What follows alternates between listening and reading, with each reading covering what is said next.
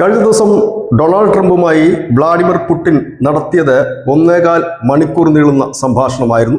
ആ സംഭാഷണത്തിൽ ഉടനീളം പുടിൻ പറഞ്ഞ കാര്യം ഉക്രൈൻ തങ്ങൾക്ക് നേരെ നടത്തിയിരിക്കുന്ന ആക്രമണത്തിന് വലിയ തിരിച്ചടി തന്നെ തങ്ങൾ നൽകുമെന്നാണ്. ഈ വിവരം ട്രംപും സ്ഥിരീകരിച്ച് കഴിഞ്ഞിട്ടുണ്ട്. തൊട്ടു പിന്നാലെ തന്നെ ഉക്രൈൻ്റെ പല ഭാഗങ്ങളിലേക്കും കനത്ത ആക്രമണം റഷ്യ അഴിച്ചുവിട്ടു.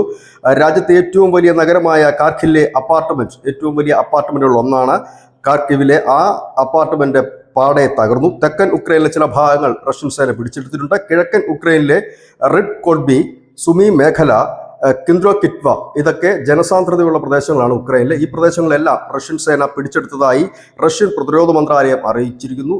അതുകൂടാതെ തന്നെ വലിയ രീതിയിലുള്ള ബാലിസ്റ്റിക് മിസൈൽ ആക്രമണം റഷ്യ ആരംഭിച്ചു കഴിഞ്ഞിരിക്കുന്നു. കഴിഞ്ഞ ദിവസം ശക്തമായ ഒരു ആക്രമണം കീവിന് നേരെ ഉണ്ടായിരുന്നെങ്കിൽ ഇപ്പോൾ ആ ഒരു ആക്രമണത്തിന്റെ ആക്കം കൂട്ടിക്കൊണ്ട് ഉക്രൈനിലുടനീളം വ്യാപകമായ നാശനഷ്ടങ്ങളാണ് പുടിൻ വരുത്തുന്നത്. അതിൽ പുടിൻ ഈ ട്രംപുമായി നടത്തിയ സംഭാഷണത്തിൽ എടുത്തു പറയുന്ന കാര്യം, ഒന്ന്, സിവിലിയന്മാരെ കൊല്ലാൻ വേണ്ടി ഉക്രൈൻ ശ്രമിച്ചു, ട്രെയിൻ അട്ടിമറിക്കാൻ ശ്രമിച്ചു, അതുപോലെ പ്രസിഡന്റിന് നേരെ ആക്രമണം നടത്തി, അതുപോലെ തന്നെ വലിയ രീതിയിൽ തന്നെ ആൾനാശം തങ്ങൾക്ക് ഉണ്ടാക്കിയിട്ടുണ്ട്. ഇതിന് ക്ഷമിക്കാൻ കഴിയില്ല, സഹിക്കാൻ കഴിയില്ല.